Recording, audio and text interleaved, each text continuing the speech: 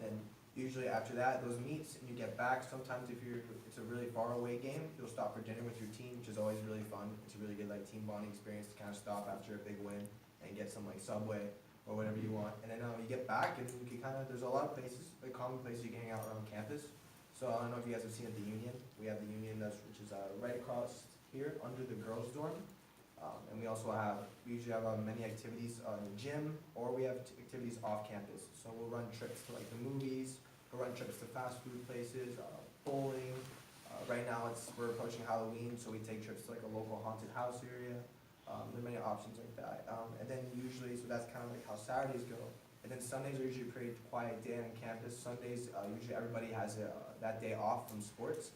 So people kind of sleep in and then get their homework done throughout the day, and then, yeah. Right.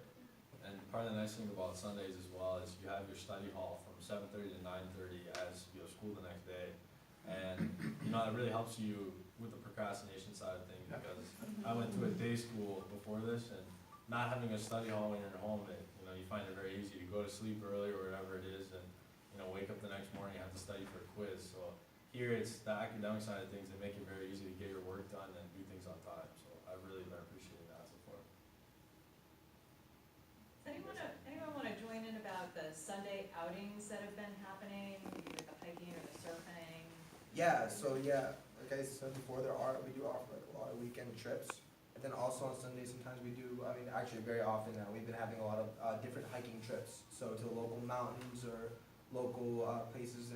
When it was a little warmer now, to go swimming and stuff like that. So if you want to get out of your comfort zone and go do something like, for me, for example, I'm from Florida, which is kind of like Fort Lauderdale, which is like a big city. So it's been a new experience kind of getting to go out into the trails and be in nature and go hiking up these mountains and stuff. It's a really cool experience. You get to the top and see cool views and stuff I'm not really used to. So yeah, we do have those opportunities to kind of explore Maine, because there is a lot of beautiful nature here that there is to see.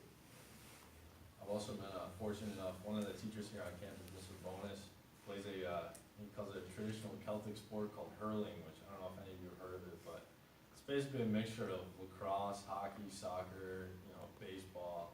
And he was like able to bring equipment from his team down to the field, and we were able to try hurling and learn. It's one of the most difficult things I've ever done, but also one of the most fun weekends I've had.